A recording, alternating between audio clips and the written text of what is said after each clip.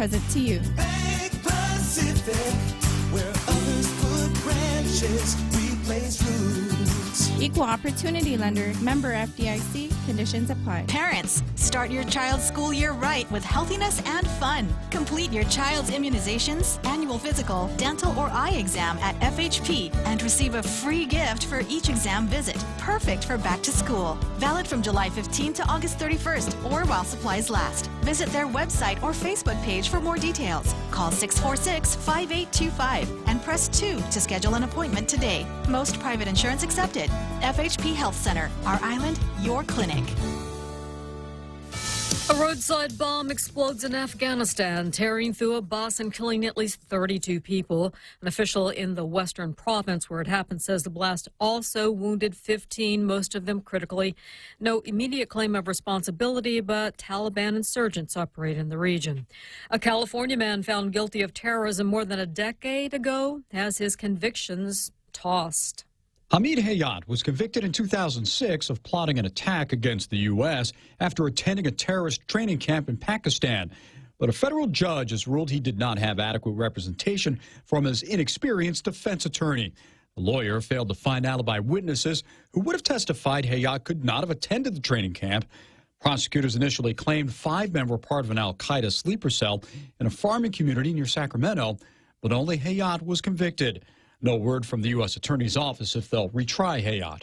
Tom Rigotti, Fox News. Missouri police trying to ID the body of a woman found in a most unusual place. A bicyclist riding along a rural southwest Missouri highway made a gruesome discovery Monday, the decomposing body of a woman. Investigators believe the unidentified female was stuffed inside a suitcase, which was then thrown from a moving vehicle. The discovery was made between the towns of Knoll and Ginger Blue. Police have not determined how or when the woman died. McDonald County Sheriff Michael Hall says she was in her 20s or 30s. An autopsy is being performed. Karen McHugh, Fox News. More fears about Ebola in the Democratic Republic of Congo. Officials confirming a second case in the eastern part of the country where more than 2 million people live. The first case was also reported there earlier this month, but there does not appear to be a link between those two cases. And the Dow lost 23 points on Tuesday. The Nasdaq fell 19. This is Fox News. We understand what matters to you because at Docomo Pacific, we're a family too. With the Now Family program, mom, dad, and kids stay connected on the latest devices the whole family can enjoy. For just $155 a month, get 3 lines with 30 gigs of 4G LTE data each, and endless use of your favorite apps without affecting your monthly data bucket. Add more, get more, save more. Docomo Pacific, better together. Some conditions apply. Get a half-gallon of Minute Maid orange juice for only $1.99 when you fuel up on $35 or more of premium high-performance fuel. Conditions apply. See stores for details. Circle K. Take it easy. Get a half-gallon of Dairy Gold milk for only $1.99 when you fuel up on $35 or more of premium high-performance fuel. Conditions apply. See stores for details. Circle K. Take it easy. Get a $7 meal for only $1.99 when you fuel up on $35 or more of premium high-performance fuel. Conditions apply. See stores for details. Circle K. Take it easy. Tall Tales with Bob Klitzkie is brought to you by Bank Pacific, banking on the Pacific for 65 years. Welcome to Tall Tales with Bob Klitzkie, the only show on talk radio where common sense is a lot more common. Phone lines are now open at 888-TALK. That's 888-8255. And now, The Point proudly brings you Tall Tales with Senator Bob Klitzkie.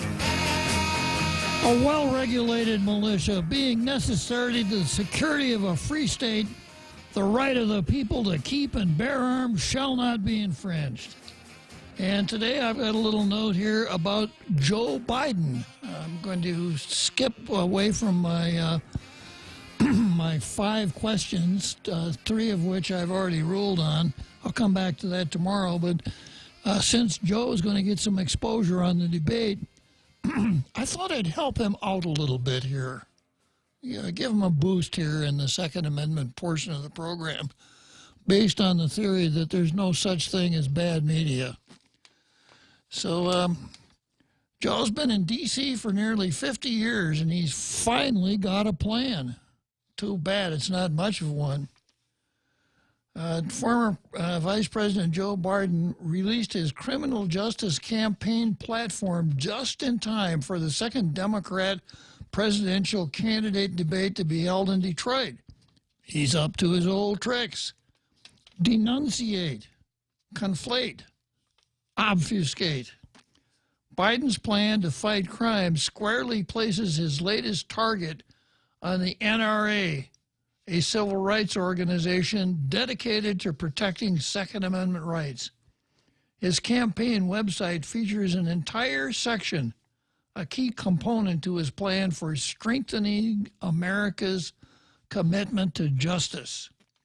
In the months ahead, Biden will also detail his plan to tackle the public health epidemic of gun violence in America, starting with universal background checks and bans on assault weapons and high-capacity magazines. First, a quick primer. Biden struck out at gun manufacturers as, quote, the enemy in the last debate. He didn't call American gun makers, companies that produce firearms for law-abiding citizens, law enforcement, and our military as opponents, adversaries, or foes. His language was very clear. In fact, not a single candidate on the stage disagreed or denounced the statement then or since. Their silence is agreement. They don't think Biden was off the mark. Biden travels the well-worn anti-gun trail by lumping together two groups that actually have nothing in common. He equates the NRA, its members who are law-abiding Americans, with criminals. He purposely mislabels those who oppose his attack on American rights with those who have no respect for authority, rule of law, property, or even life. He further conflates issues by categorizing so-called gun violence with a health epidemic. Joe's attempting to rebrand crime as a public health issue. This only ensures the problem of criminals preying on our society's most vulnerable will never be solved. There will be no pill that cures crime.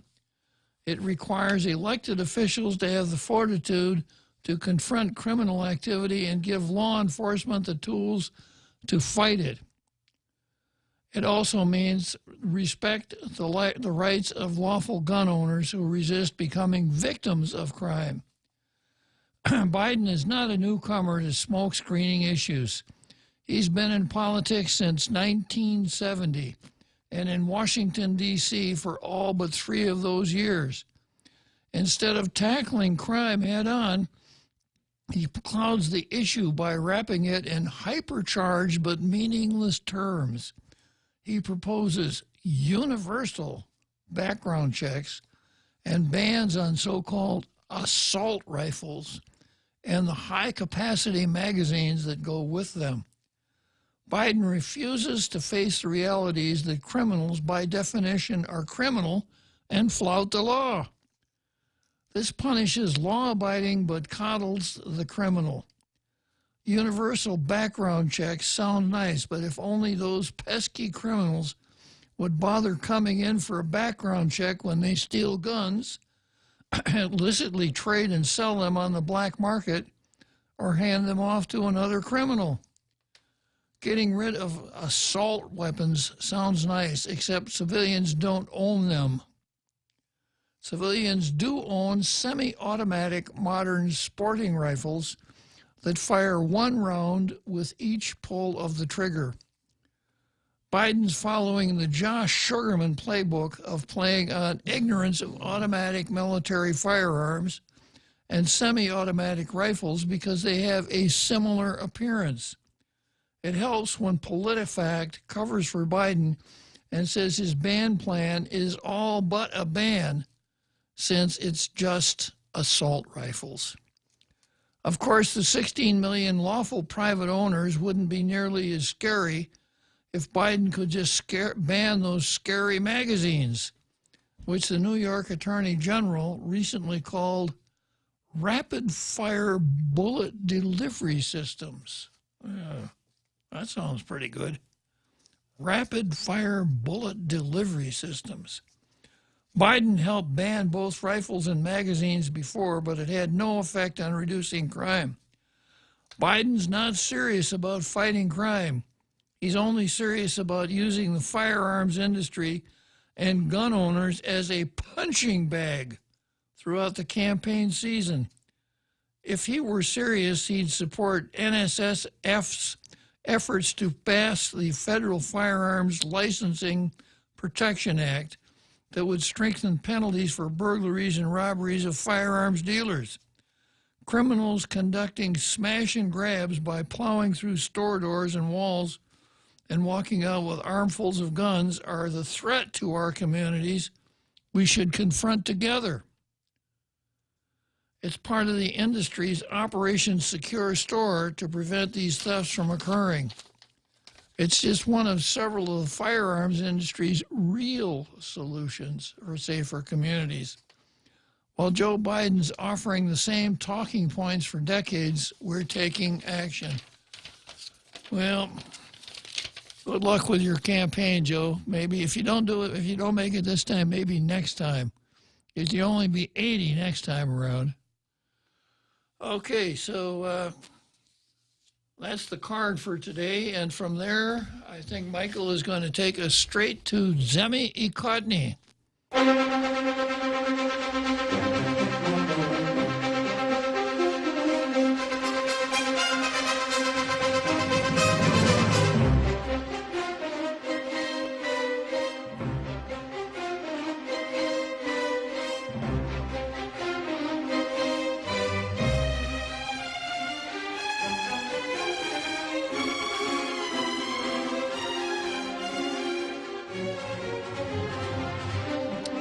So, Zemi Ikotny, tomorrow, Zemi Ikotny, press the meat as though you had a burger patty on your grill and you were pressing it with a spatula.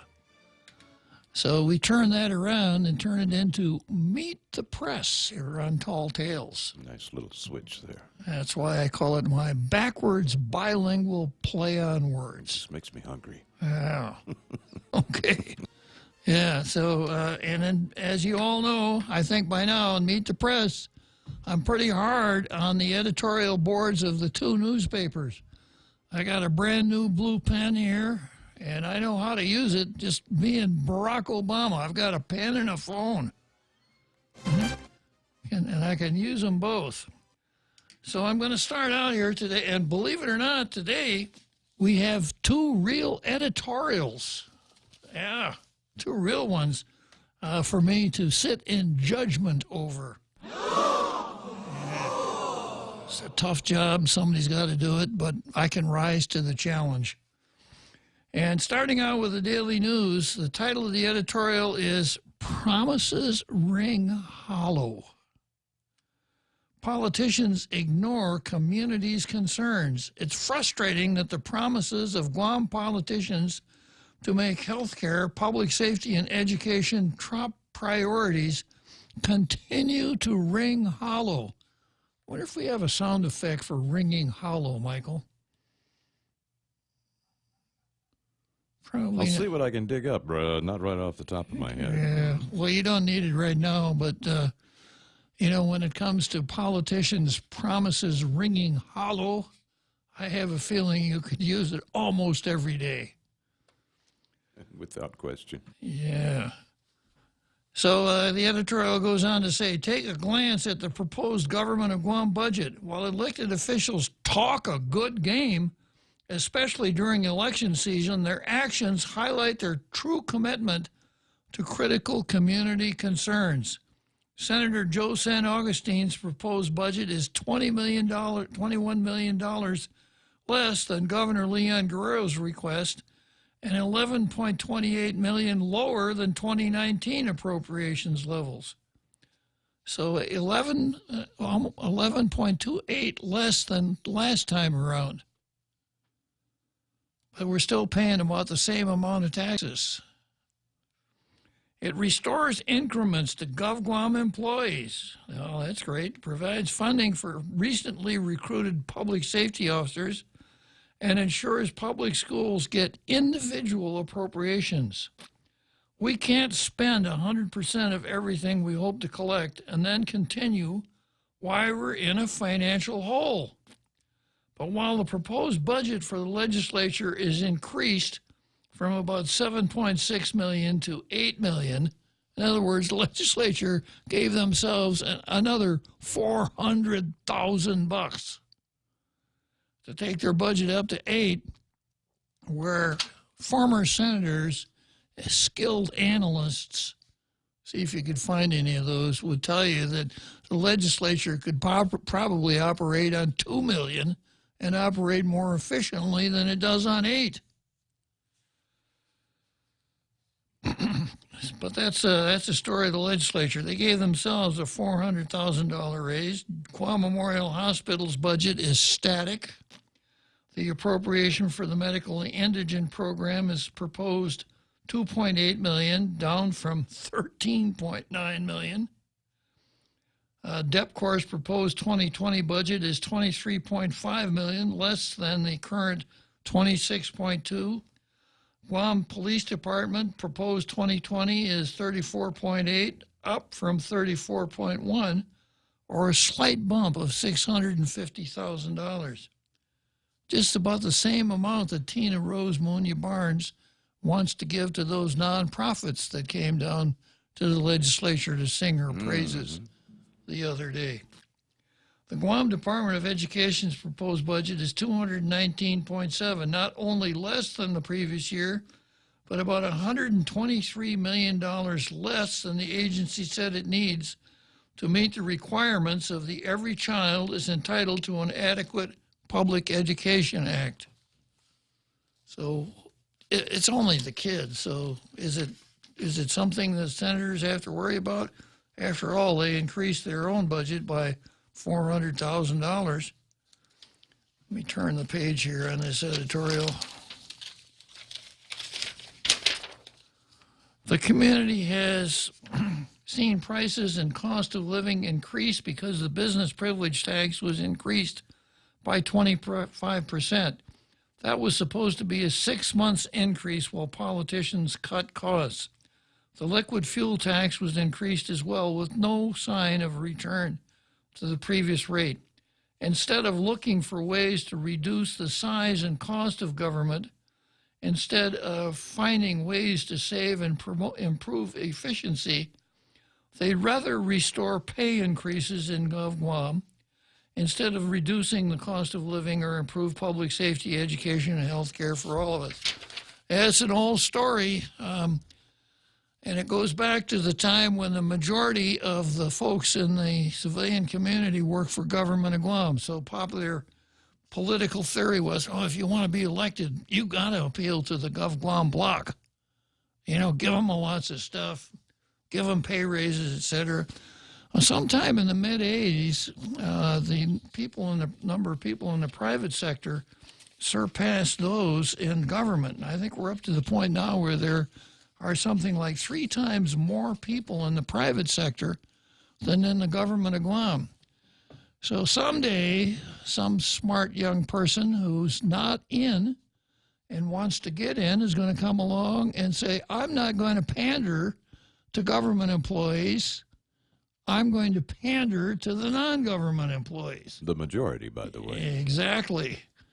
And that's how you win elections. You get a majority of the folks to vote for you. So until that happens, I think we're going to continue to see this pandering to government employees on a pretty regular basis. Now, the Daily News kind of laid it on a broad front. They didn't get into the hospital that deeply. The hospital, they said, the hospital is static, same as last year. But there was a pretty good letter to the editor in the Mariana's Variety from a doctor, an MD. And the MD said, Guam Memorial Hospital is our island's original and still only public civilian hospital, and it's mandated to provide safe, competent medical care to all patients regardless of their ability to pay. Despite the humongous taxpayer subsidies in excess of $30 million annually, GMH has been unable to consistently maintain competent hospital operations and has been repeatedly threatened with the loss of Medicare funding due to a multitude of administrative and operational failures. GMH has been deemed unsafe for patient care by the Joint Commission and lost national hospital accreditation more than 3 years ago. Then we have GRMC. And the title of this letter is this: GRMC is viewed like a golden child, while GMH is treated unfavorably. So then the author goes on to Guam Regional Medical Center. GRMC is Guam's shiny new, $400 million private hospital, which meets or exceeds Joint Commission American hospital standards for patient safety and competent care. GRMC has received generous exemptions from paying, wow, attainment here today, Michael. You could watch Rush Limbaugh all day long and you never see him engage in a maneuver like that. Well, you know, but that's because you're passionate about what you're reading about. I guess got caught up in the passion. Maybe that's it, yeah. GRMC has received generous exemptions from paying local corporate taxes and has recently benefited from local lucrative legislation which is disruptive of market forces. And you recall that was the second thing that the legislature that we should all be so proud of and so enamored with, because 10 of the 15 members are females. Now that, along with our first elected governor of Guam, we elected female governor of Guam, we should be on easy street by now. But the second thing they did was pass this bill that said any health insurer has to provide coverage at GRMC. They pretty well froze out one of the health insurers, Take Care, which is a very interesting but very complicated story and a little difficult for me to do here in the air today, but one day I'll get to it. So the new legislature, almost the first thing they did was tilt the playing field towards GRMC, even though they didn't have the kind of analysis, the fiscal note, that would indicate how much more it would cost to do that. They went ahead and did it anyhow, kind of leaving GMH in the lurch. GRMC has received a generous exemptions from paying local corporate taxes. That's your GITA qualifying certificate, and has benefited from lucrative legislation which is disruptive of market forces. GRMC is treated as a golden child by Medicare, who bestows generous reimbursements for GRMC hospital billings, while GMH's hospital billings are treated like the unfavorable vegetarian offerings of Cain. GRMC is now Guam's primary acute care facility for the rich and the poor. Since they opened their doors more than 3 years ago, GRMC has seen patient visits rapidly go, particularly among the indigent and uninsured population. In 2017, GRMC saw a little over 48,000 patients, while GMH treated just over 37,000. Rich patients are likely enchanted by GRMC's handsome hospital campus, and GMH loses vital revenue on curb appeal alone. That's a pretty good term. Yeah, it is. Curb appeal, yeah. GMH was supposed to improve with the coming of GRMC. GovGuam was supposed to recognize the public's mandate for competent, efficient hospital care as manifested by successful private hospital management.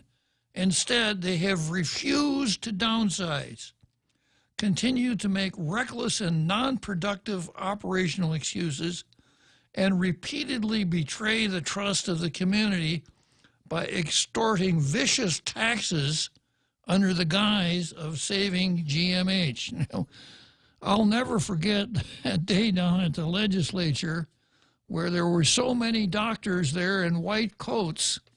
White Coat Brigade. Yeah, there were so many doctors there in white coats that 5 people succumbed to white coat hypertension. But no, not to worry, because there were nurses there who could attend to them. Oh, there we go. Yeah. So it was almost like you'd expect them to start wheeling beds into the legislative chamber because all of the doctors were there instead of at the hospital.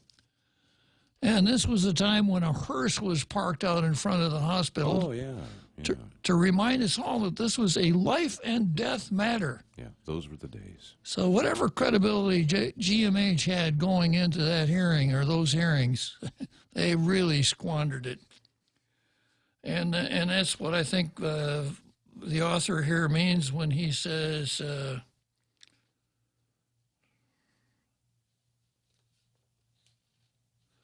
they have refused to downsize, meaning GMH, continue to make reckless and non-productive operational excuses, repeatedly betray the trust of the community by extorting vicious taxes under the guise of saving GMH.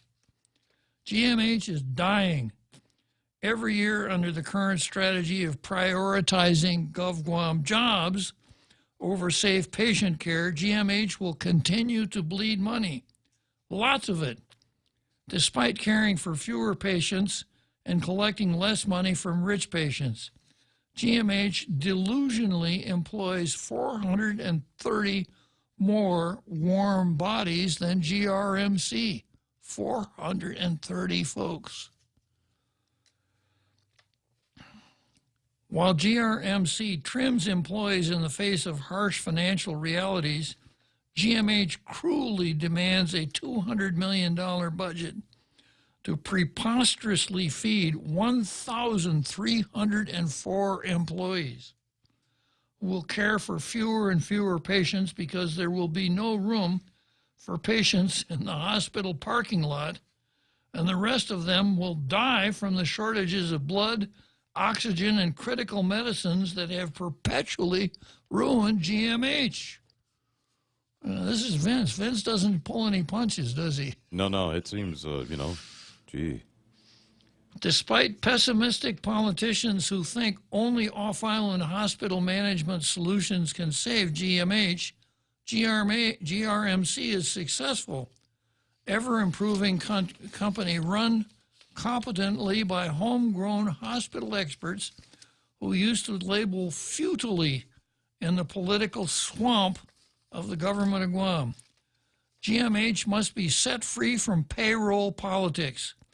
GMH must be allowed to downsize its administrative employee payroll burden in order to hire necessary nursing and direct patient care personnel.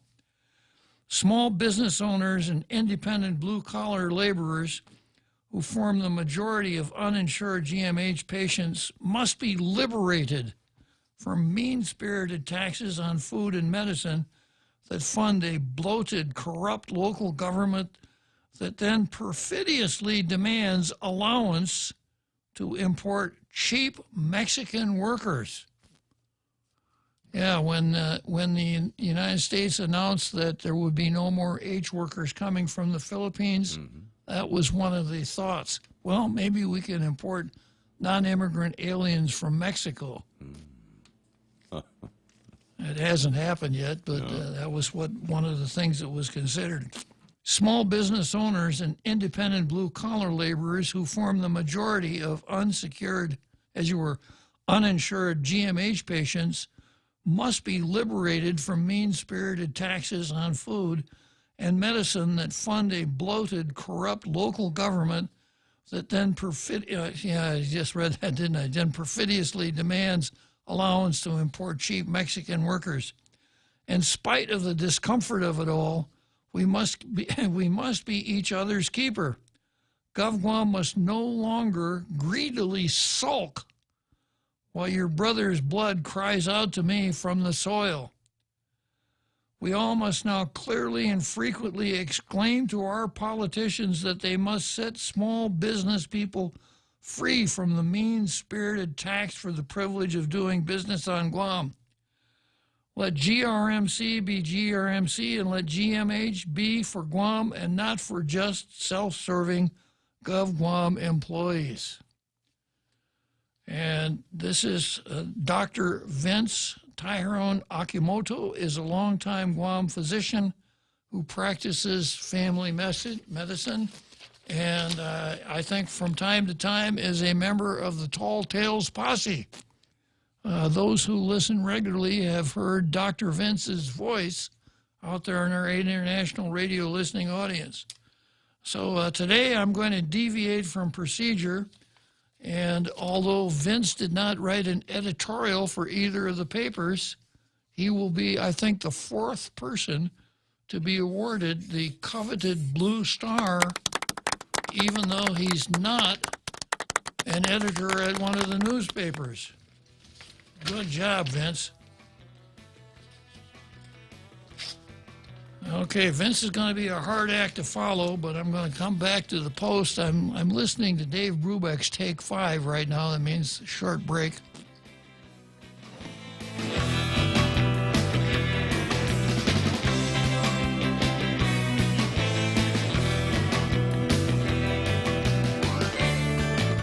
Hi, welcome to this Subway ad for the new ciabatta collection. How do you want it? I'll take the slam poultry. Sure. Italian ciabatta with mozzarella. When hunger reigns, you're my favorite umbrella. Tasty garlic steak and provolone. With you, my taste buds are never alone. Savory chicken pesto, you have my affection. For you complete the ciabatta collection. Thank you. That was the new ciabatta collection by Subway. Limited time only at participating restaurants. The summer of Jeep, Compass, Cherokee, Wrangler, Cars Plus, and Mighty. Your new adventure starts now. Buy the 2019 Motor Trend SUV of the year and get a new Jeep Wrangler Sport for $268 per paycheck. Or get a new Jeep Compass Sport, only $167 per paycheck. Let them hear you coming in the new 2019 Jeep Cherokee. Buy for $205 per paycheck. And get financing as low as 1.99% on all Jeep models. Come see why you'll be kicking it at Cars Plus in Mighty. Driven by you. Tall Tales with Bob Klitzkie is brought to you by Bank Pacific. Banking on the Pacific for 65 years. We now return to Tall Tales with Bob Klitzkie, soaring over the confusion with his superpowers of truth. Call 888-TALK. That's 888-8255. So here we are back at Zemi Ikotny. I just finished the Daily News editorial. Pretty good. Kind of lays it on the hypocrisy of politicians who repeatedly promised to make education, public safety, and public health their priorities, and then come in with a budget this year that was less than last year, at the same time giving themselves a $400,000 increase. I'm afraid you're going to have to take the hit on that one, Senator Joe San Augustine, since the budget is your baby. Okay, finally we go on here to the Post, and Post does a pretty good job today too. Here's the headline on the Post. After the Ninth Circuit decision, time for GovGuam to be inclusive. Now, inclusive is one of those buzzwords, you know. No matter what you're doing, where you are, what you're doing, you must always try to be inclusive. Because inclusive is really good, and inclusive people are good people. Right, Michael? Yes, indeed. Yeah. Absolutely. Yeah. If you want to shine, you have to be inclusive. Yeah. I mean, one of the worst insults is, hey, man, you're not inclusive. Yeah. I don't want to. Yeah, I'm so offended because you're not inclusive. See. Yeah. That's how it works. Okay, so here's the editorial. If there's one thing Guam as a community might want to reflect on from the Ninth Circuit's appeals ruling on July 29 about Guam's plebiscite law, it's this: inclusiveness. The Ninth Circuit struck down Guam's plebiscite law, which would limit voting to native inhabitants of Guam. The local restriction is a plebiscite that asks voters whether they choose independence from the United States, statehood, or free association, which is what some of our neighbors, such as the Federated States, have chosen. Federated States of Micronesia. Gov Guam had argued that, quote, native inhabitants of Guam is not a racial category, but a political one, referring to a colonized people with a unique political relationship to the United States because their United States citizenship was granted by the Organic Act. However, the Ninth Circuit ruled that restricting the plebiscite to native inhabitants violates the Constitution's 15th Amendment that guarantees every American his or her right to vote. The Ninth Circuit upheld District Court Judge Francis Gatewood's decision rejecting the law as race-based. Attorney Julian Uggan, who represented Gov Guam at the appeal hearing in Honolulu last year, argued in part that this district court relied too heavily on the connection between the contested law and the previous law that it believed was racially motivated because it contained the word Chamorro. Such evidence cannot establish discriminatory intent, Uggan has argued in court papers. To prevail on a 15th Amendment claim, a plaintiff must prove that the legislature acted with racially discriminatory intent. The Ninth Circuit rejected that argument, saying that history and context confirmed that restricting voter eligibility to native inhabitants of Guam so closely paralleled a racial classification as to be a proxy for race. Guam's 1997 plebiscite law stated the plebiscite was limited to, quote, Chamorro people. A few years later, after the U.S. Supreme Court struck down Hawaii's race-based voting law, the government of Guam revised the plebiscite law to replace all references to Chamorro with native inhabitants of Guam. Just a coincidence. A month after Rice versus Cayetano, they made that little change. Probably just a stylistic matter. Yeah. Yeah, just to improve the meter of the prose. The Ninth Circuit dismissed the language change as cosmetic and that the revisions in Guam law did not resolve the underlying constitutional violation of discriminating against voters essentially based on race. The 15th Amendment's prohibition on race-based voting restrictions is both fundamental and absolute, the decision states. And instead of holding a plebiscite that excludes others who have the right to vote, maybe it's time for Gov Guam to cut its mounting legal bills, which could cost it more than $1 million, and follow the Constitution. The Ninth Circuit gave a language cue that Gov Guam officials would find tough to ignore. When in doubt over the 15th Amendment's boundaries, the Ninth Circuit stated, we err on the side of inclusiveness. There's that word again. Yeah, you can't go wrong with inclusiveness. Sure. Yeah, if I were in the restaurant business, I would probably come up with a Friday night special called Inclusiveness. It'd sell out. It would. Yep. Yeah, you could charge a high price for it, and it would go really fast. Yeah, because everybody gets it. Yep. And then the punchline here in the editorial is, let the vote be inclusive. It's one person, one vote, native or not. So, pretty good editorial. I'm going to have to, sorry, Daily News, you did okay, but this time the blue star goes to the Post. So actually for the Post, you know, it was kind of a double header. Vince Okamoto's letter ran in the Post, and then their editorial gets a blue star. But let me just comment a little bit on the suggestion here.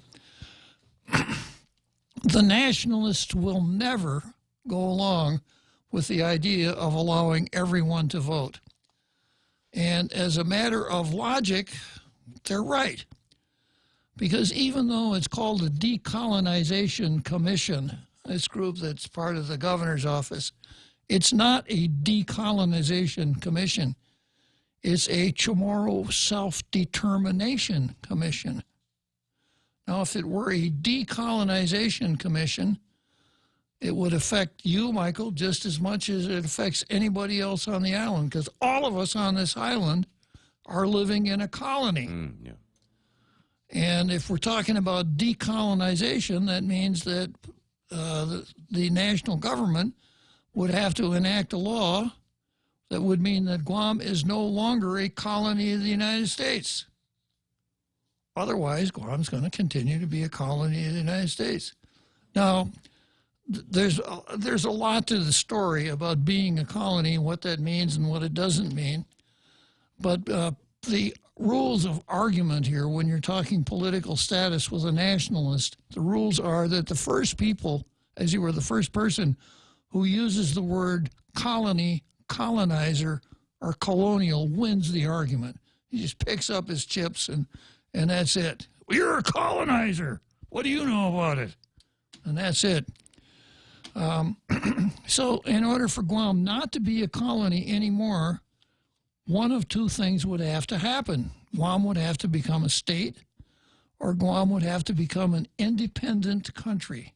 That's the only way out of colonization. Now, there's this this fiction called free association, and that's what it is. The deal that the Federated States of Micronesia, the Republic of the Marshalls and Republic of Palau have is not available to Guam, because at the time that the United States entered into those agreements with those three countries, those agreements were actually treaties. They were not under American sovereignty. The U.S. did not exercise sovereignty over those territories. The U.S. does exercise sovereignty over Guam. The United States can't negotiate with itself. So in order for there to be free association, Guam would have to be independent and then cut some kind of a deal with the United States. Independence is independence. So there are only a couple of ways of decolonizing, and that would be statehood or independence. But the Davis case really exposes the fiction that's going on here, and that is that commission is not about decolonization. It's about Chamorros. And if you examine who's involved, what their involvement amounts to, and what that commission has done, let me make sure I got the right terminology. What that commission really is after is chamocracy. Democracy means government by the people. Kleptocracy means government by thieves. Chamocracy means government by Chamorros.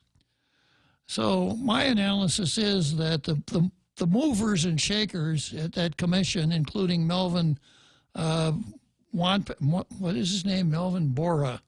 Yeah. What their end game is the creation of the Chamorro Socialist Republic of Guahan. So that commission, that's why I call that commission the Chamorro Independence Commission.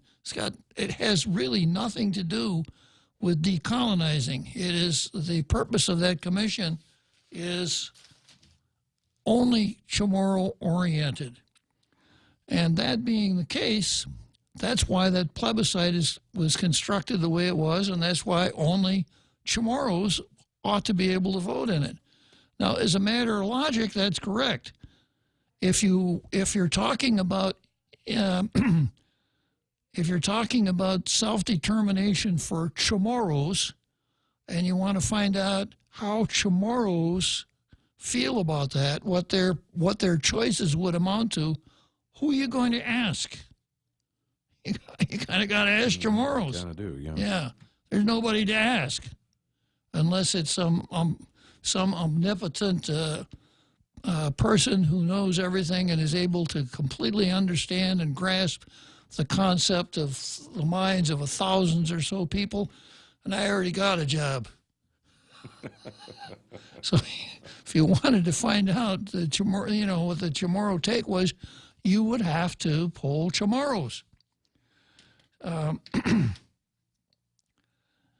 And I've said on more than one occasion, I would be interested in finding that out myself. I'd really kind of like to know what most Chamorros on the island, what their desires are as far as political status. I don't think I want to pay for it, though, right. Being pretty Moschino and being every day coming in here and saying that what I really want to see is an efficient, effective government that provides basic services in accordance with the rule of law on at least a break-even basis. It wouldn't involve elaborate public opinion surveys. Yeah, sure, it's not a basic government survey. So that's why I'm saying that that will never go with those who are so bound up in Chamorro self-determination. To let everybody vote, to them would be an anathema. It would be apostasy. It would be worse than the horrible situation that we find ourselves in now. You know, I've had people tell us that, you know, I've seen posts on Facebook, well, you know, we're really not free here because we haven't been able to determine our own political status. Yeah. Yeah, it would be a no-win situation. Yeah. Yeah. So,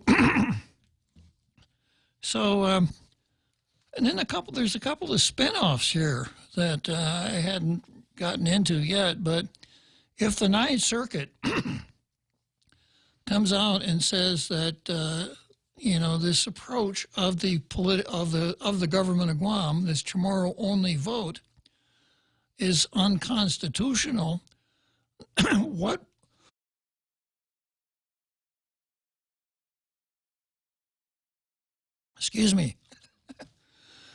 result if we examine the comings and goings of the Decolonization Commission? Now, Bora has said, we're going to keep going forward. We're going to have our educational campaign. Well, the idea behind the educational campaign was to prepare people for this election, this plebiscite. No election, no plebiscite, then what's the object? What's the object of the Decolonization Commission, period? And a little harder question, if the Decolonization Commission sticks with this idea that its only job is to foster Chamorro self-determination, doesn't the commission then fall on the same sword that the plebiscite did at the hands of the Ninth Circuit? Is it unconstitutional? Possible. Yeah, possibly. Yeah. So, very good article here, good editorial on the part of the Post, and a really good common sense answer, right? Let's let everybody vote. But, okay, I got a short break coming up here, and then we'll go into the last 10 minutes before the big halftime show.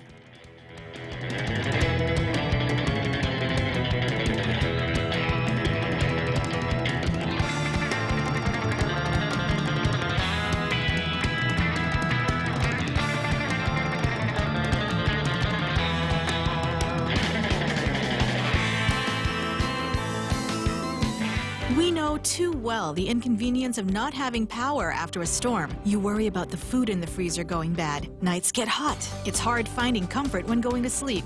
These are realities. But with solar and battery storage from Micronesia Renewable Energy, these realities can be a thing of the past. The solar works during the day and the batteries power your home at night. Call 632-2613 to see how solar plus battery storage can make life a little more convenient. MRE, the smarter choice. Weekday shopping just got exciting. Join the Agania Shopping Center's Shop and Win on Weekdays promo. Shop or dine at any ASC store or restaurant on weekdays from now till October 31st. Show your receipt at the ASC booth and win instantly. Every $20 spent gets you an entry form to win big at the monthly draws, including round-trip tickets to Manila, $500 ASC gift certificates, and more. See posters and print ads for more. Special thanks to Sky Zone, Fun and Mall Riders, Vince Jewelers, and Wendy's. Tall Tales with Bob Klitzkie is brought to you by Mescla Chamorro Fusion Bistro, inviting you to try their seafood lau lau, featuring a medley of salmon, shrimp, scallops, and fresh spinach, wrapped in tea leaves, steamed to order, topped with soy butter sauce, and your choice of starch.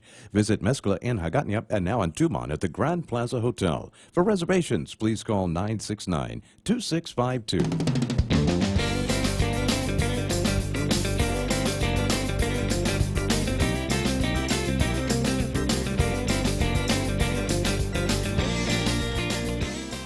Great bumper music, Michael.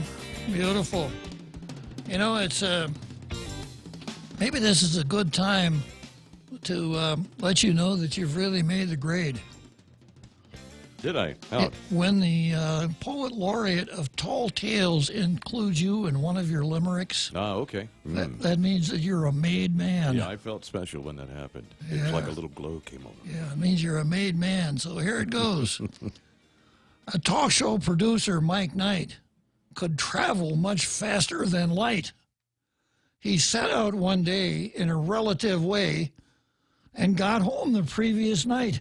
Oh, nice. That's very good. Congratulations, Michael. Thank you. Oh, I let the kids cheer, too. Very nice. Okay, so finishing up on... well, not finishing up. I've still got an awful lot to say about the self-determination, the Dave Davis case, et cetera, related matters. But let's wrap it up. As far as the Post is concerned, yeah, a good common sense idea. But this is one of those times when common sense does not get you the right answer. It would not be acceptable to those who are so bound up in it. I have some ideas of my own that I will share later on. But right now, given that I've only got about 6 minutes till the big halftime show, I saw a couple things out of the corner of my eye on Facebook that I thought maybe I'd pick up and comment on here. A. Camacho says, Bob, what are the limitations of the prosecution regarding the retrying of the Tory case? Did some research and would love to hear your legal opinion. And then she says, in advance. There's a polite person. Yes, indeed. Yeah. I noticed that. So let me get my favorite book here out. When it comes to trying a person for a crime, again, we turn to the Fifth Amendment to the United States Constitution, which says at the appropriate place, no person shall be twice put in jeopardy of life or limb, right? No person shall be twice put in jeopardy of life or limb. In other words, no person can be tried twice for the same crime. There was a news break this morning that the Attorney General is going to try Mark Torrey a second time for the murder of Officer Piolo. And this is how that works.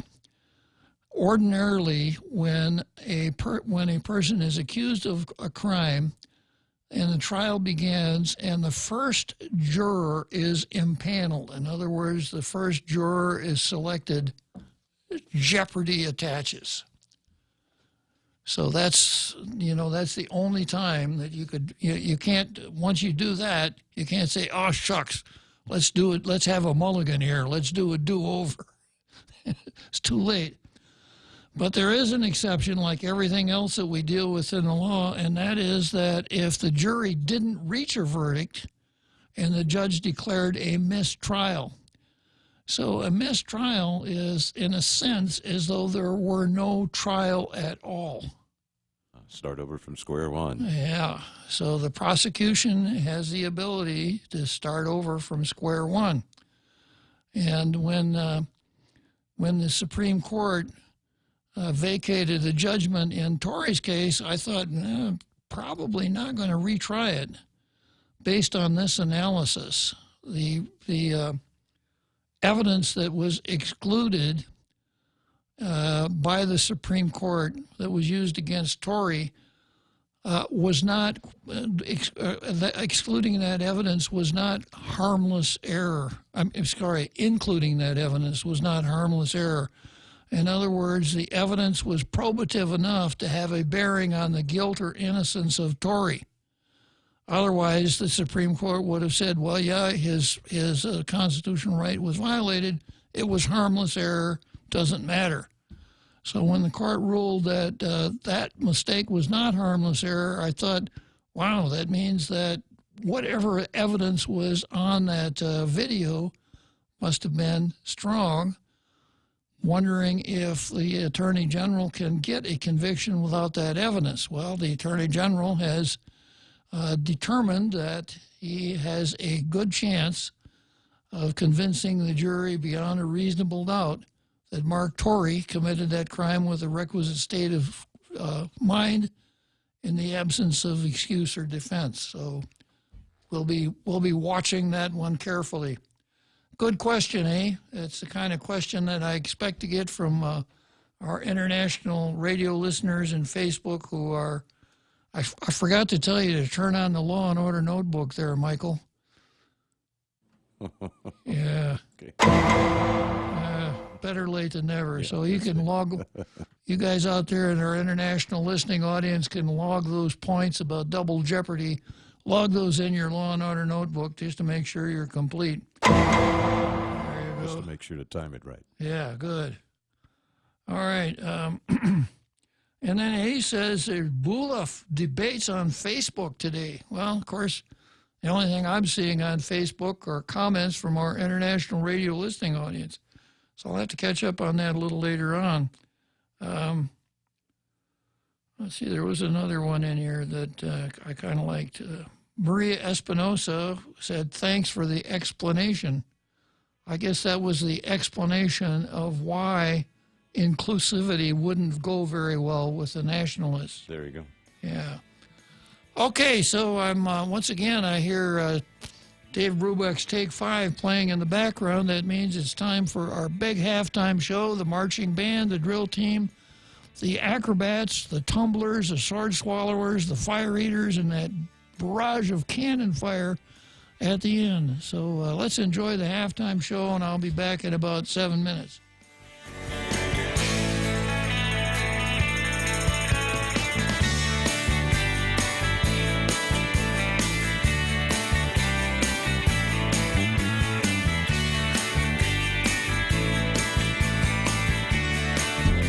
The Point is KUSG, Hagåtña, Guam, 93.3 FM and 104.3 HD3.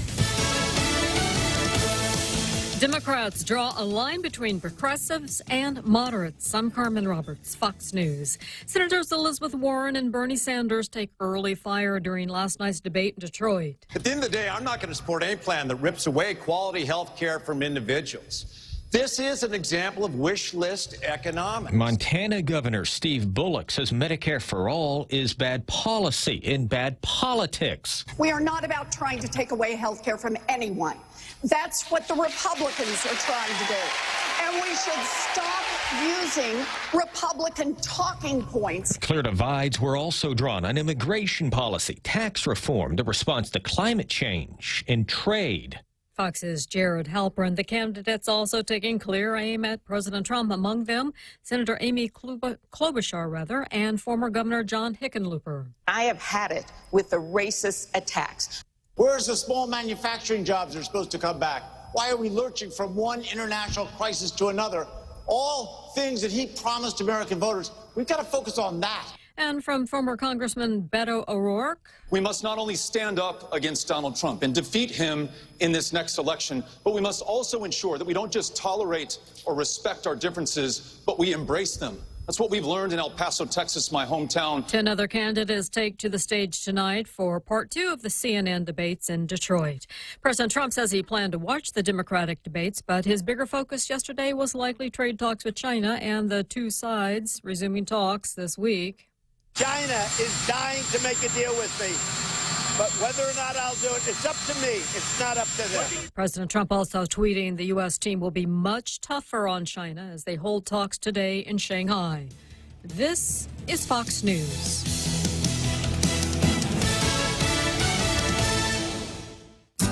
65 years ago, Bank Pacific opened its doors to our community. As we celebrate, we offer you a special 65th anniversary personal loan rate for as low as 4.65%. For travel, back to school, a wedding, do whatever you want with the money. We just want to give it to you for as low as 4.65% APR. It's our birthday present to you. Bank Pacific, where others put branches, we place roots. Equal opportunity lender, member FDIC, conditions apply. Viva Guam! As Guam celebrates 75 years of liberation, Nambo Insurance honors the brave heroes who dedicated their lives to fight for our freedom. With great pride, we salute those who made our liberation possible. At Nambo Insurance, they share the same dedication to serve our community. From offering reliable home, auto, motorcycle, and business insurance to providing friendly holiday service, Nambo Insurance is dedicated to serving Guam. From your Nambo family, happy liberation, Guam. More missiles fly from North Korea this morning. South Korea's military says the North conducted its second weapons test in less than a week, firing 2 short-range ballistic missiles off its east coast. Those tests come as Pyongyang tries to pressure Washington to restart nuclear talks. A Senate committee grills the Air Force general nominated to become the vice chairman of the Joint Chiefs of Staff. General John Hyten, the head of the U.S. military's nuclear arsenal, denies he ever sexually assaulted a female subordinate. These allegations are false. His accuser, Army Colonel Kathy Splitstoser, sat in the hearing and told Fox News it wasn't easy. It was painful to listen to several senators accuse me of being a liar. Former Air Force fighter pilot Senator Martha McSally, who says she was raped by a superior officer, backs the Air Force general. Sexual assault happens in the military.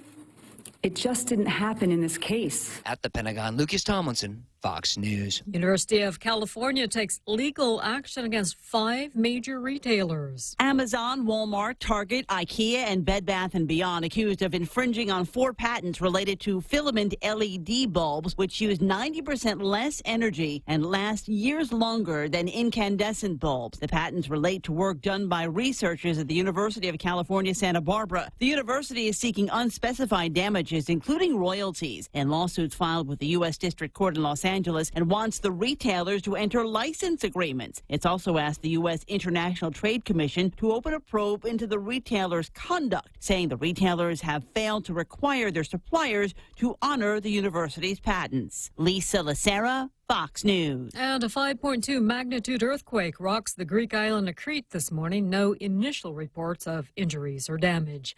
I'm Carmen Roberts, and this is Fox News.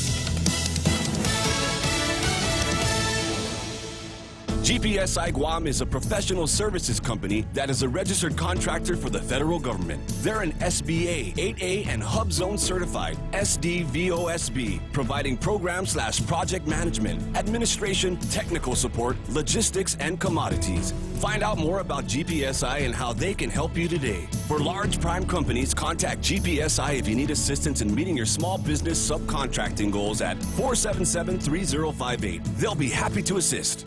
Whether it's for business or pleasure, staying connected when you travel is always essential. And now when you travel to South Korea, enjoy free data roaming with Docomo Pacific. Navigate the city, look up the best restaurants, email back home, or post all your pictures, all on the go for free. Call 688-2677 today to make sure your postpaid account is ready for roaming. You plus Docomo Pacific. Better together. Some conditions apply. See print ad for details. Tall Tales with Bob Klitzkie is brought to you by Bank Pacific. Banking on the Pacific for 65 years.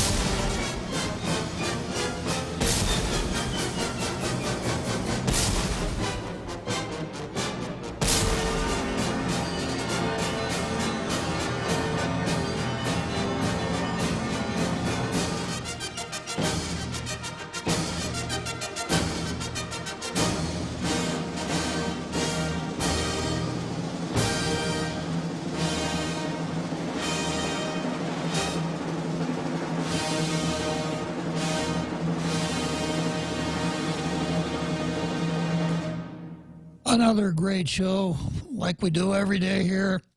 At 1700, 5 o'clock, we have that big halftime show, which we just concluded with the cannon fire. That means that we're now heading into the second half of Tall Tales.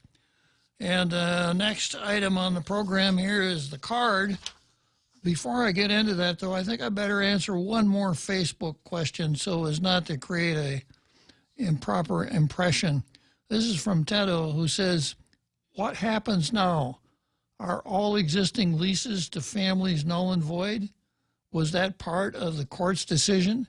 If so, a lot of innocent Chamorros who have lived on the land trust properties for many years will be displaced. Well, Tedo, the case that we've been talking about, the Davis case, deals not with the Chamorro Land Trust. It deals only with the plebiscite, the political status plebiscite. So there is no definitive decision dealing with the Chamorro Land Trust. I can tell you this, though, if you're interested in the Chamorro Land Trust, there were 2 sentences in the Davis case that would give some hope to those who want to see the Chamorro Land Trust Act upheld. In a couple of places, the Ninth Circuit said that the Chamorro Land Trust was designed to provide land to Chamorros who had been displaced by World War II land takings. That obviously came out of the decision of the district court judge who denied the government of Guam's motion for summary judgment. I don't think it's correct, but that's what the district court judge said, and apparently the Ninth Circuit in that context has bought it. But I hope that clears it up for you, Tedo. This Davis decision is not about Chamorro Land Trust leases. Okay, I got a phone call here from our Carl. Maybe I'll just chat with our Carl before I go into the card for today. Good afternoon, our Carl. Hey, good afternoon, Bob. Yeah, I wanted to toss a question into your mind before you get on the roll. I don't want to interfere with you when you're going on one of your talks. Yeah, I heard the conversation yesterday when you guys called Dave Davis, and it was very interesting. You asked him, I believe, something like what he recommended as the next step or the solution to, our situation. And I believe, and I wasn't quite sure if I heard right, but he said something about going back to a certain date and actually pursuing Commonwealth. If I understood him correctly, and I may not have, can you elaborate on what he said and if you agreed? Question, can I elaborate? Answer, of course. Silly question, Carl. I asked Dave what he thought a good result for the political status controversy would be. And what he referred to was our quest for Commonwealth back in the 80s, which wasn't very well executed and didn't get us very far. So really, when you're talking Commonwealth, what you're really talking about, the same thing that I keep talking about all the time. Staying within the American empire, trying to improve our relationship with the national government and our position in the American empire as much as we possibly can. And we tried to do that earlier with the so-called Commonwealth Act. We had a couple of non-negotiable demands. And when you're sitting down with Congress in public hearings, they probably don't take too well to non-negotiable demands. So we didn't get very far with that approach. It's still a viable approach. Don't get too hung up on the word Commonwealth, though, because what we were asking for was not a change in political status. If that Commonwealth Act had been enacted, Guam would still be an unincorporated territory of the United States. Article 4, Section 3 would still be applicable, but it was the local government's attempt to negotiate some better situations with the national government. That's what it amounted to. As far as Commonwealth is concerned, in 1952, Puerto Rico became a, quote, commonwealth. It adopted a constitution, and an interplay between the national law and that constitution, it was advanced that Puerto Rico had become a semi-sovereign, almost in the same way that a state is a semi-sovereign. So it was no longer a territory, but a commonwealth. Based on that, the United States took Puerto Rico off the list of non-self-governing territories. And it seemed like a pretty good idea, but just last year, in the last year of the Obama administration, 2 cases were decided by the Supreme Court that held unequivocally that there is no inherent sovereignty in Puerto Rico, that the only sovereignty it can exercise is that provided by the United States. So you perhaps purists in Puerto Rico might want to take the word Commonwealth off the title of the territory. But anyhow, that's what Dave was talking about, Carl. Okay, yeah, that elaborates it. If I might ask you just one more related question. Let me check the meter. Yeah, Carl, here. we'll have to charge you double for this one. Yeah. Well, it's related. All right, go ahead. So, are you saying that if we pursued Commonwealth, it would be an improvement? It would be a step above staying right where we're at, but building, having a constitution and all the other steps you outlined in order to improve our situation. Yeah, it would be making the best of the situation that we're in right now. And there are a lot of ways we could do that if we ever got past this Chamorro self-determination. And, of course, those who favor Chamorro self-determination don't want to see our situation get better. They're adamantly opposed to Guam having a constitution because it looks a little bit more like real self-government. So that would be the last thing the nationalists would want to see, would be the territory of Guam being able to work out a better relationship with the national government. Yeah, I agree. Anyway, thank you, Bob, for answering my 2 questions. I appreciate it. All right. Well, you could ask 2 more tomorrow. I think I can work into my schedule tomorrow, Carl. All right, I'll do that. Thank you. All right, so long. Okay, so the card, and this is what I've got on the card here for the last second half of Tall Tales. Yeah. And in this corner, from Jersey City, New Jersey, or actually from Dallas, Texas, weighing 175 pounds, wearing the black trunks, Michael Knight. Hooray. Yeah, I'm from Houston. I'm sorry, Michael. That's okay. Yeah, Blake is from Yeah, that's right. Blake's Dallas. Yeah, I'm sorry. And after all this time, we still haven't beaten each other up, so it's good. I probably offended you by accusing you of being Not much. from No, Dallas. it's okay. You know, Texas, it's the same thing. Yeah. You know, they're all the same in Texas. All right. Okay, so this is what I got on the card. I got Tall Tales versus Mueller, and I told you so. That's why it's on the card. Prote Le Texan versus Mike San Nicolas. Clint versus Moylan in the United States Marine Corps. Lou Leon Guerrero versus Travel Regs. Joe San Augustine versus the Board of Education. Robert Underwood versus the Haters. Davis versus the status quo, and Marxists versus the Constitution. I don't know that I'll get, I'll probably be lucky to get as far as Underwood versus the Haters today, but better to have a couple more on the calendar than not have enough on the calendar, right? Okay, so Tall Tales versus Mueller. And this is something I got from Town Hall, and the title of the article is Robert Mueller, Befuddled Old Man or Sly as a Fox? Robert Mueller's less than stellar performance last week before the House Judiciary and Intelligence Committee seems to have left just about everybody trying to explain it. Descriptions on both the left and right sides of the aisle included words like ineffective, confused, struggling, frail. A consensus formed perhaps best summarized by a tweet from radio talk show host Mark Levin. I suppose Mark probably picks up some pointers from Tall Tales from time to time. I'm certain he's one of the international listening audience. Yeah. And Mark's theory was that Mueller really was just the figurehead, and that someone else behind the scenes was actually doing the real work on the special investigation, a witch hunt, as it were. And let's see, what was that guy's name?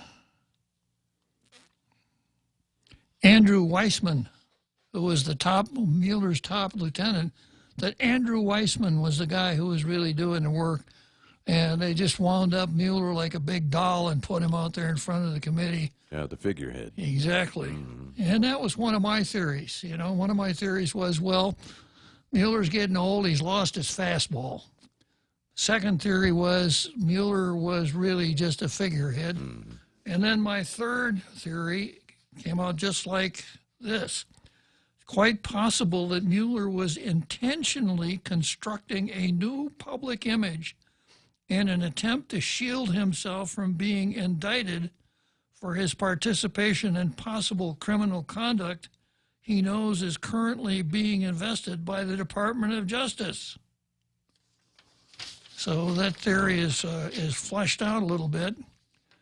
And that was my third theory, that Mueller, when Mueller came before that hearing, he was feigning incompetence. Right, playing dumb. Yeah, yeah. Rather than get into it with any of the members, he was just stumbling around and fumbling around.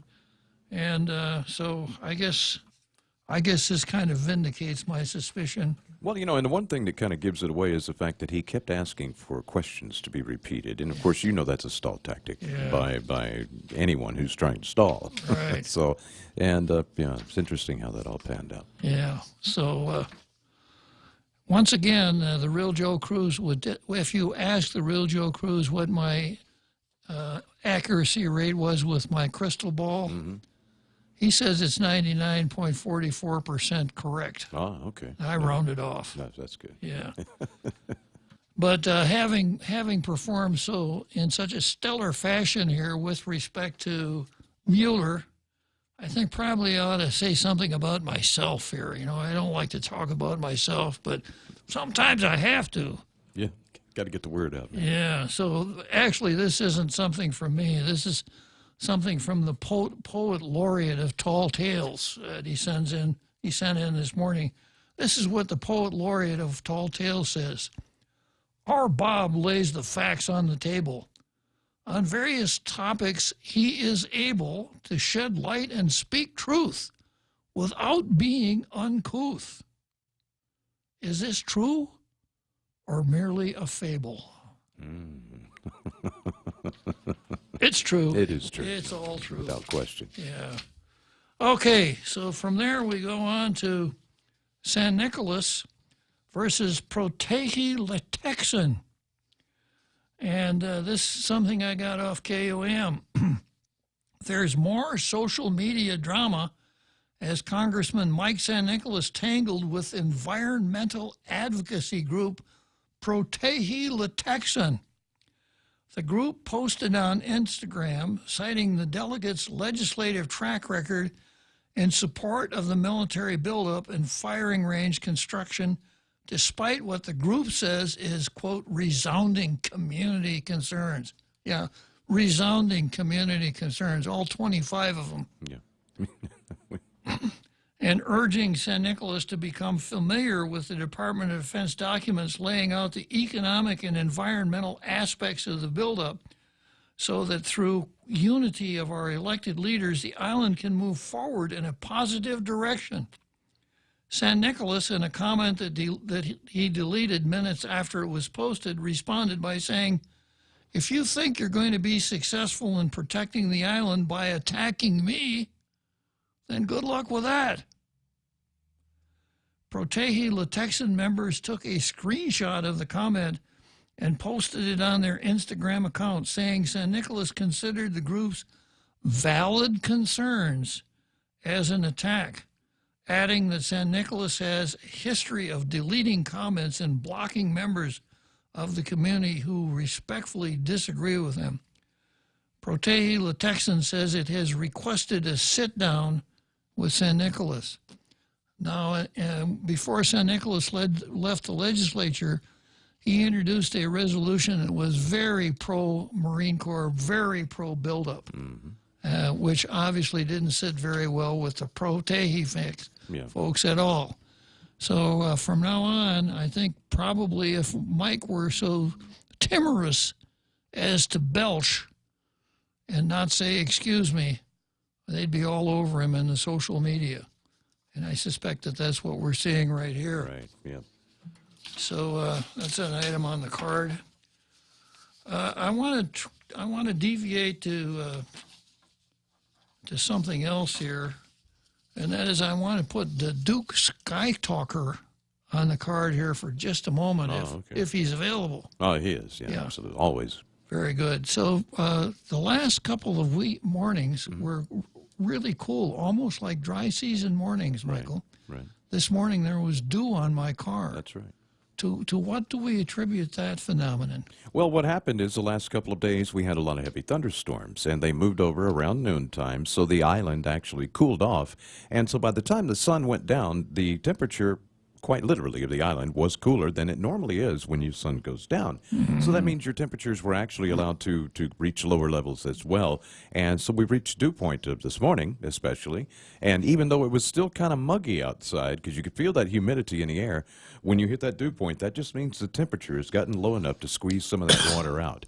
And so that's what happened. We started out with a lower temperature as the sun went down, so we got to have a lower temperature as the sun came up.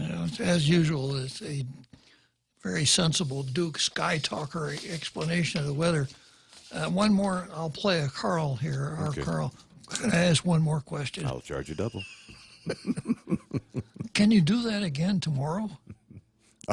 No, actually, it's not going to be that way tomorrow, because we could see today most of the storms actually only affected the northern area, so the greater part of the island actually has been in the sun. Sun's out right now, even though we've gotten some showers. But as long as that sun's shining, it's going to keep that land heated up, so we're going to have the sun out until it goes down today. So tomorrow morning most likely will not be as cool as this morning. Okay. Sorry, man. All right. Well, I know you'd do it. You'd do it if you could. I would, absolutely. Okay. Next, we've got Clint versus Moylan and the United States Marine Corps. And Clint says the buildup will raise cost of living and harm low-income families. And he says the buildup won't bring Guam great economic benefits. That's what Clint says. While the military buildup is being touted for its economic benefits, the truth is even the Department of Defense admits that the buildup could increase the cost of living, hurt low-income families, increase poverty, increase homelessness, and increase crime. This is in Clint's press release. These are not my assumptions. These are the military's own findings as stated in the very studies that were required to publish as part of the National Environmental Policy Act. Referring to the buildup's final supplemental environmental impact statement, which explores the buildup's impact on the island's land, air, water, and society, Rizal says the buildup will further stress Guam's economy by increasing the cost of goods, housing, and services. Lower income people are more likely to slip into poverty under economic stress, according to page 183 of the military document. The possible combination of higher costs of goods and services with higher housing costs could likely affect low-income people, while those with many resources may thrive economically due to enhanced business opportunities. I think I see something here that I've detected quite some time ago, and that is that people who are poor, who don't have much money, usually have a harder time than those that do have money. But that is correct. Yeah. And I think this might be one of the reasons that a lot of folks will go out and try to accumulate some money if they can. Mm-hmm. Generally speaking. Yeah, because it usually means a little bit more enjoyable life. Mm-hmm. Mm-hmm. Especially towards the later years. Yeah. Okay, so anyhow, Clint has found something else here. When this new legislature was sworn in, the new government was sworn in, I said, you know, I can see who the non-military types are, the anti-military types. But they're not going to meet it head on this time around. They're going to they're going to oppose the military by being environmental wackos and making references to the culture as much as they can. And now Clint apparently has found a third leg to that stool. Rigel joined the conversation regarding potential economic impact of the buildup.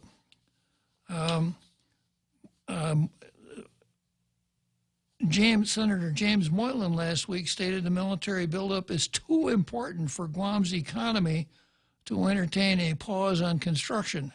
Jim Moylan is the only one. He's out there by himself, taking what I think is a correct approach and a courageous one. When the governor called members of the legislature to a closed-door meeting, everybody showed up except for Moylan. He said, I'm not going to go any closed-door meetings. When it came time to sign the bread and butter resolution for departing Admiral Chatfield, our squad declined to sign. Moylan signed it. Gave a speech at the Chamber of at the Rotary, talking about the buildup, etc. So as far as I can see, Jim Moylan's got his head screwed on right as far as the buildup is concerned. Moylan referred to the jobs the buildup will bring both during construction of the bases and in ongoing services needed on base. The majority of these jobs won't recruit local residents, Rigel said. Many construction jobs will be filled by off-island skilled labor and H-2B workers.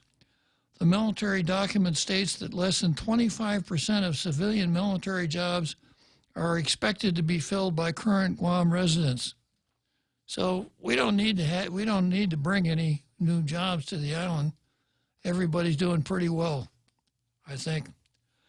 Coupled with added stressors to Guam's economy, the military isn't as economically beneficial as believed, Rigel said.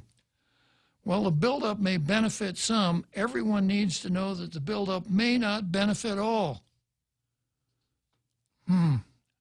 So, you know, that's a strange thing, that it may benefit some, but not all. Almost everything that the government does benefits everybody. Yep. Right? Well, yeah. Sometimes it's supposed to. The people of Guam need to know that the Department of Defense own findings suggest that the buildup could raise the cost of living, increase crime, and harm low-income families, most of whom will not be hired for jobs in the construction industry or military civilian positions, Rigel said. Governor Leon Guerrero expressed a similar sentiment in one of her most famous quotes, stating that the economic benefits of the buildup are blown out of proportion. So I guess I'd have to give a certain amount of weight to Clint's findings here concerning jobs, etc., having established himself as the industry creator of the 35th Guam legislature. You recall that Clint, not long after the giveaway to GRMC was accomplished, Clint got in there and created a new industry with his Cannabis Industry Act. So I think when Clint speaks about jobs and employment and things like that, we have to give him credit for being one who wants to develop industries himself. Right. Yeah, he didn't come out and say, you know, I've introduced this bill that's going to make it much easier for you to get high and to feel really good. He never said that. He said, I'm going to create a new industry for Guam. It's called the Cannabis Industry Act. So anyhow, that's Clint. And then I have my own response to what Clint said. And when I finish my response, it's going to be time for a short memoriam. So this is verse, but it's not by the poet laureate of Tall Tales. Oh, okay.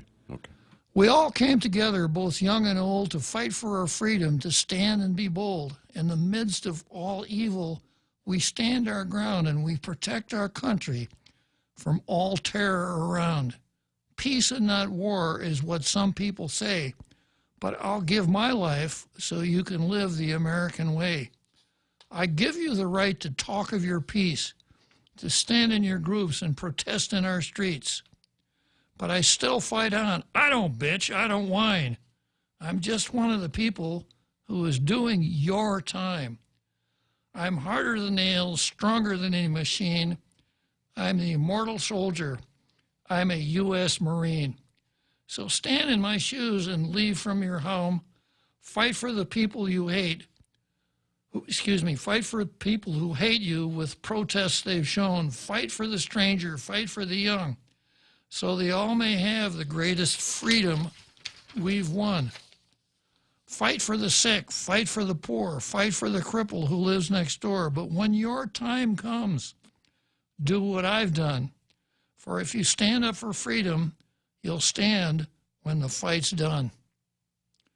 And this is by Corporal Aaron M. Gilbert, a Marine aboard the USS Saipan in the Persian Gulf. So having read that poem, I think it's time for a short in memoriam for John Phillips and for Alan Van Aken, a couple of Marines who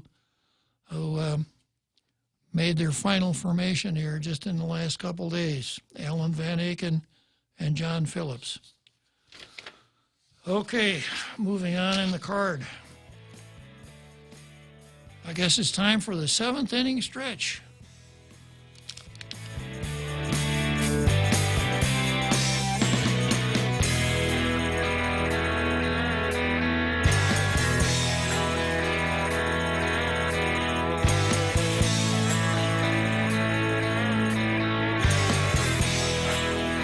Mescla Chamorro Fusion Bistro brings you island hospitality with a true taste of modern Chamorro cuisine. A bistro look that feels like home. Their menu features local and traditional flavors with a twist. From their famous Calaguan Hapa to fresh ahi poke salad and their award-winning barbecue ribs. Mescla takes your favorite local dishes and serves them with extra flair that you'll only find at Mescla Chamorro Fusion Bistro. Stop by their newest location in the Grand Plaza Hotel in Tumon. For reservations, call 969-2652. Mescla, a true taste of Guam. Last week, maybe you were nervous when I asked you to ask your boss for a one-to-one meeting. This week, you'll meet again to give the boss a little constructive criticism. Oh, yes. I'm Jerry Roberts, and at 7:20 a.m. on The Ray Gibson Show, hey, constructive criticism is a good thing. You can do this. I'm going to show you how.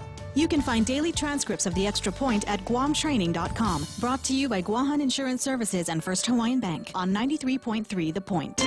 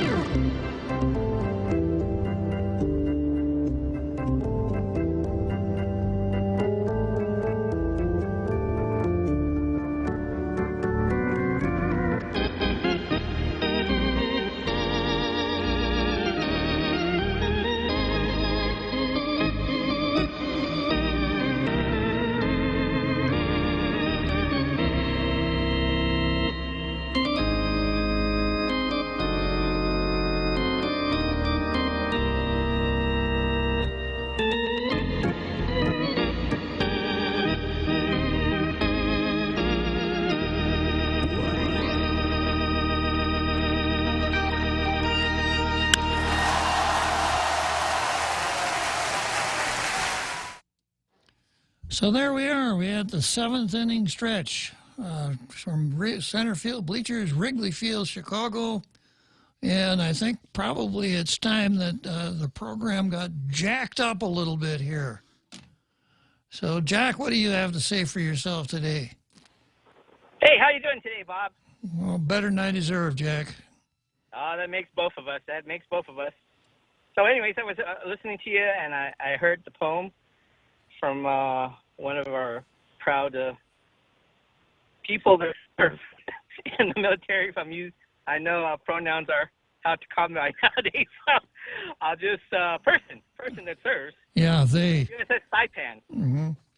Yeah, so I just wanted to say, you know why there's no USS CNMI? I give up, Jack. Why? Well, that boat sank a long time ago, and it was because of the screen doors they installed in the hull. That's another story. Okay. I was listening to you about how Commonwealth is an improved status. No, that's not what I said, Jack. Okay, what did you say? No, I said it would be the same status, but we could improve our situation. It would be a what? Excuse me. I said it would be the same status, but we could improve our situation. How does it improve our situation? Well, there are lots of things that we could do to improve our relationship with our national government. As an example, this is one that you would understand. We could ask that Congress change the law as far as our district court judge is concerned and give them a life tenure. I agree, but we don't need to change political status to get that done. I didn't say we're going to change political status. I made it quite clear that the only two political statuses that we could go to from here are independence and statehood. And my wish is to stay where we are, but to try to work out as good a deal as we can with the national government. Yeah, I agree with you in point one that there's only two options. I disagree that that we should approach Commonwealth as a lawyer move. I think you're either constitutionally minded or you're not. So as you rightly said, that under the Constitution, the territorial status is, we're going to fall under it, whether under the name of Commonwealth or whatever. So the best move is, and you suggested, is either by going statehood or independence. And I think the prescription is that we need to have at least two plebiscites, one for the Chamorros and the other one for not. I think that's the way to go. I don't see how two plebiscites can violate anybody's rights. And I think we will deal with the results at the end. But Did you ever hear of a case called Brown versus Board of Education, Jack?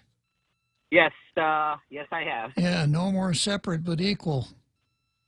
Yeah, but that in reality, I looked in paper, but in reality, it was a different thing because, as you know, the inferior schools, the separate schools, they didn't have working water. It's almost like Jack, the holding in Brown versus Board of Education was that even if they are equal, the mere fact that you separated them by race makes them unequal. And I would think you could make the same argument if you had to have a plebiscite for Chamorros and another plebiscite for non-Chamorros. Well, no, because they're not the same thing, Bob, because in reality, the separate but equal context was, in reality, there was inequality in the results because they were inferior schools. Let me set you straight, Jack. Okay, in 1896, in a case called Plessy versus Ferguson that dealt with riding on a railroad car, a Louisiana law said that black people had to ride in one car, white people had to ride in the other car. And the Supreme Court at that time said, yeah, that's constitutional. That's where the separate but equal doctrine came from. Up until 1954, the cases that came before the court dealt with the question, is it equal or is it not equal? But most of the cases that got to the Supreme Court under the name Brown versus Board of Education, there wasn't any argument that the facilities were equal. But the ratio decidendi in Brown it's actually more psychology than law, that by separating the races, you're inferring that one is inferior to the other. And this was a violation of equal protection. That's what Brown said. Well, there was two Brown cases. There was one that dealt with the what you call the social aspects, and there was a prescriptive one. That was Brown number 2. That was the set. That was all deliberate speed. But anyhow, Jack, you're I don't want to turn this into a constitutional lecture, but put it this way: in my analysis, having two different votes probably would be unconstitutional. But even if it were, I don't think it's a good idea, because suppose the results conflict. Well, that's a bridge you have to come across. I mean, Well, that's a bridge you should never approach. Well, no, Bob, that's not what it is. You don't go through constitutional and say, oh, what if something happens? You deal with the subject at hand. I said, assuming that it is constitutional, I don't think it's a good idea, because you could wind up with inconsistent results. You could have one group that votes one way and another group that votes the other way. Yeah, Bob, you're coming and broke up. I think it's my phone reception. So anyways, thank you very much. And, yeah, it's raining here in Tumon. And, I hope it rains some more because we need it. But anyways, I'll talk to you later. I just, you're coming in a little bit choppy, and I think it's my phone, not your side. Thank you, Jack. Okay, thanks. Bye. See you later. Okay, so there are a lot of reasons that would not be a good idea to have two separate plebiscites. Right. First of all, the fact that you would single out a group by race, is the problem in the Davis case. Right. You're not supposed to do that. Voting is not supposed to turn on race or proxies for race. Mm-hmm. Second, it perpetuates the idea that we have two separate communities here. And maybe we do, but giving an official imprint to the two separate communities is not going to make this a good place to live. Right, right. But anyhow, Jack, thanks for calling. Going on to the next item on the card, this is Gutierrez flies first class. And this comes from KUAM. He might not be governor anymore, but he still gets the perks, like flying first class on the public dime. We're talking about former Governor Carl T.C. Gutierrez. An internal memo obtained by KUAM by way of a Freedom of Information Act shows how the Magahaga Lulan Guerrero has authorized first-class seats for every trip Gutierrez takes. All official travel by former Governor Gutierrez may be booked at the business rate, Leanne Guerrero wrote in an internal memo to Guam Economic Development Authority Director Melanie Mendiola. The memo is dated April 23. This memorandum is to grant an explicit travel rate designation for Carl T.C. Gutierrez. In the memo, the Magahaga cited her authority under Section 3.5.11 of the Department of Administration's travel policy. That section of travel policy states, quote, all individuals traveling abroad for recruitment purposes, conferences, seminars, etc., shall resort to the economy rate with the exception of the governor and the lieutenant governor and those whose requests are given explicit approval by the governor. Janela Carrera, spokeswoman for the governor, said Gutierrez is the only employee in the administration that the governor has granted a first-class exception for so far. Yeah. I'm adding in the so far. Yeah. It's early. The governor's memo to Mendiola triggered authorization for Gutierrez to fly business class to the National Governors Association U.S.-China Governor Summit in Lexington. I'm requesting payment to United Airlines in the amount of $3,673 for the business class upgrade for Carl Gutierrez airfare. Please see memo attached for travel rate designation, Mendiola wrote to her staff. Gutierrez is the governor's chief economic advisor on economic, national, and international affairs. He has his own office in Hagåtña and a staff of at least 2 employees detailed by Gita. The former 2-term governor said he has an office budget of $250,000, which he says comes out of the Adelup budget. Gutierrez has taken trips to Las Vegas, Kentucky, China, and the Philippines this year. One of Gutierrez's trips to the Philippines was paid for out of his own pocket. In response to our story, the administration sent the following comment. Pursuant to the governor's authority in the Department of Administration's Travel and Transportation Policy, the governor granted an exception to former Governor Gutierrez as a courtesy for his tenure in service as a former governor who continues to serve Guam. Very interesting. There's also a PNC story, kind of reads the same.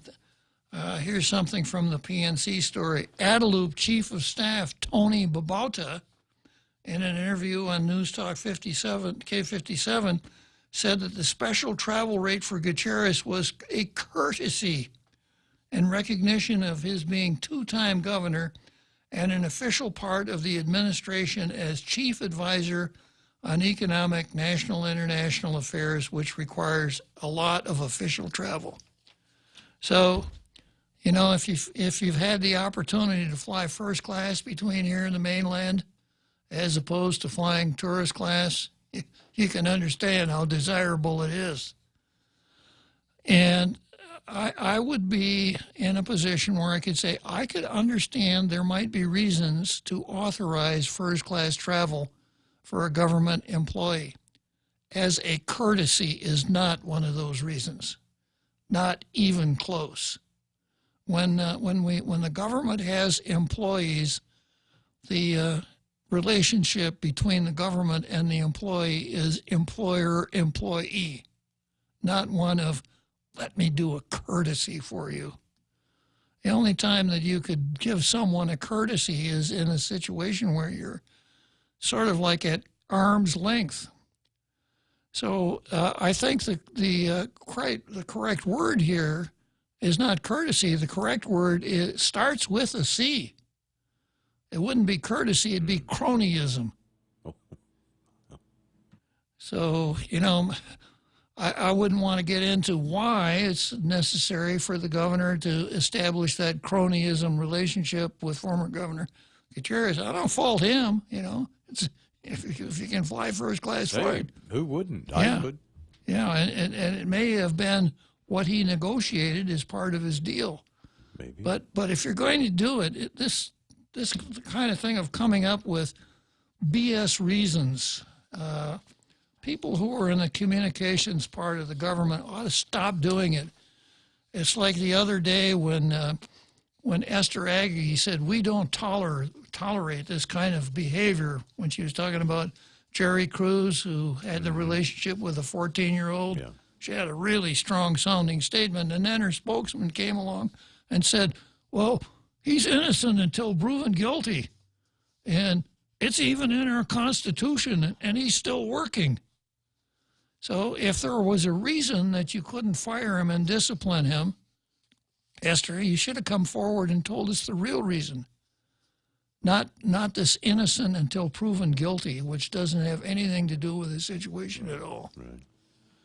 Or another example of the teacher at the Department of Education who allegedly, or the ROTC, junior ROTC instructor who allegedly had an illicit relationship with a student. Mm-hmm. And the spokesman said, you know, when the name was asked for, the spokesman said, we can't tell you, it's a personnel matter.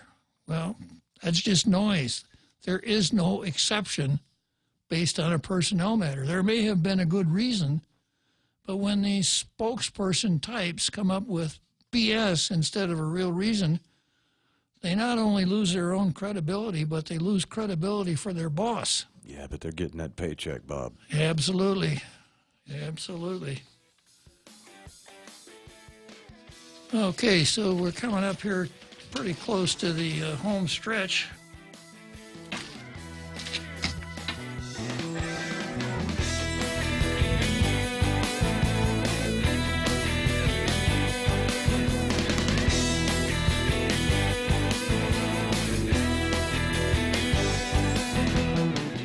shopping just got exciting. Join the Agania Shopping Center's Shop and Win on Weekdays promo. Shop or dine at any ASC store or restaurant on weekdays from now till October 31st. Show your receipt at the ASC booth and win instantly. Every $20 spent gets you an entry form to win big at the monthly draws, including round-trip tickets to Manila, $500 ASC gift certificates, and more. See posters and print ads for more. Special thanks to Sky Zone, Fundamental Writers, Vince Jewelers, and Wendy's. Lolita Cammett from RE/MAX Diamond Realty, a friendly, hardworking, and passionate RE/MAX professional, is committed to helping you make a difference in your life and to helping you achieve the American dream of home ownership. She also specializes in commercial leasing, land sales, local residential sales leasing, and military and corporate relocation. So for all your real estate needs, call Lolita Cammett from RE/MAX Diamond Realty at 688-6743. That's 688-6743. Tall Tales with Bob Klitzkie is brought to you by Bank Pacific, banking on the Pacific for 65 years.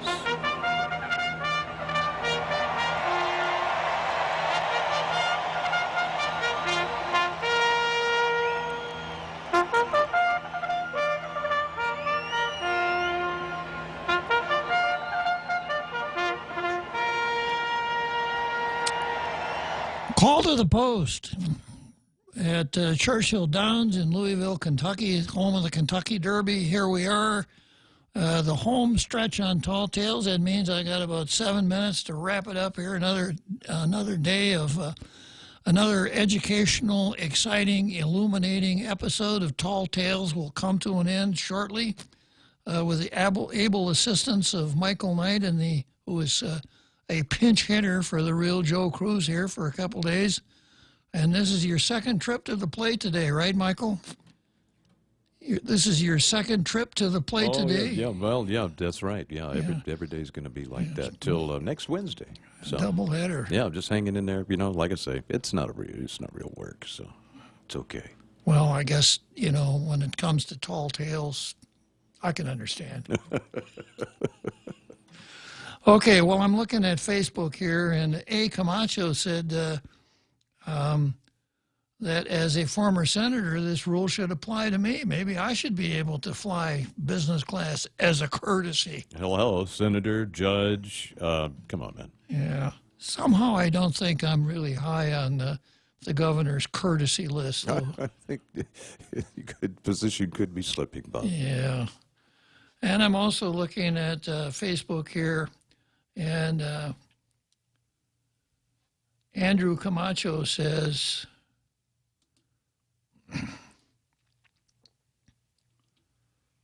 where is he here? If a trip is necessary, the ticket should be in economy class and the employee is free to upgrade at his own expense. That's what I was going to suggest. Here's a grammatical mistake. Andrew says, at his own expense, if he desires. Oh, no, if they desire, yeah. This should apply to everyone. And I understand that's the way it was during the Calvo administration. Mm-hmm. When Governor Calvo traveled, he was booked economy, and if he wanted to fly first class, he ponied up his own money to upgrade a ticket. That seems like the right thing to do. Makes a lot of sense. And then Joe Cruz comes along and said when Bob was a senator, he would travel and always get honey roasted peanuts. He never got plain. Yeah, I always lived it up. Hey, go for the gusto. That's right. I bet you got 2 sodas, too, instead of just one. Yeah, I let my wife have a couple of sips out of the other one. You got to be nice. Got to be nice, yeah. Okay, so let's see. Next item on the card here is Joe San Augustine versus the Board of Education. And this is an article from PNC. Education Board concerned over new method for funding GDOE. The Guam Education Board is expressing hesitance over the new budget proposed for the Guam Department of Education, describing it as a non-standard way of budgeting for the agency. According to the 2020 Appropriations Act, each campus under GDOE will be given spending caps based on their student population, and the way the funding would be spent would be dependent on the principal of each school. Mark Mendiola, the chairman of the Education Board, says GDOE has shown fiscal responsibility through its clean audits, and added that principals have to focus on the well-being of their students and curriculum rather than worry about contracts, which fall under the duty of the department's central office. The Department of Education is the only agency where the budget is specific. It's getting to be that the schools are now capped. It's saying to Agata, Orda, Chalampago, to these schools, you only have $1 to spend. You cannot spend above and beyond that. And it really severely hampers the board's authority and the superintendents to manage the funds like we've been doing for the past couple of years. While GDOE still has a lot of questions regarding the proposed bill, the legislation's public hearing will take place on August 6th. So it's interesting. There's been a lot of coverage of this, and rather than give the Department of Education a budget and then allowing the officials in the department to figure out how much each school got, apparently this time around each school was given its own budget.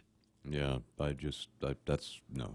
School principals have no business doing that kind of thing, just as you said in the article, and their job is purely scholastic. Well, I've been through this myself, and there is a question as to what the true role of a principal is. Is a principal supposed to be the instructional leader or the building manager? Yeah.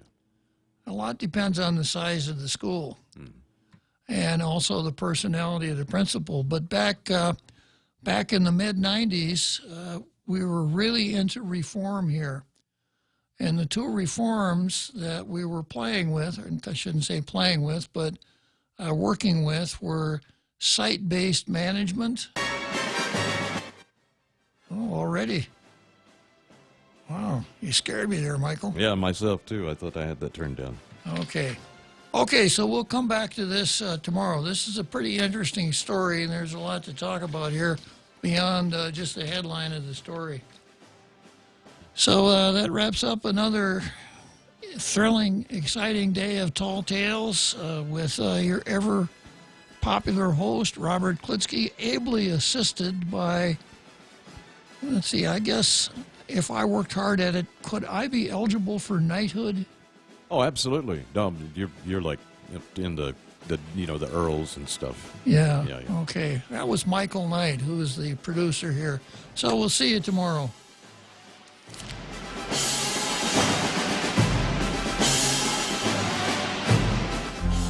The Point is KUSG, Hagåtña, Guam, 93.3 FM and 104.3 HD3. Moderates and the left. I'm Carmen Roberts, Fox News. I don't understand why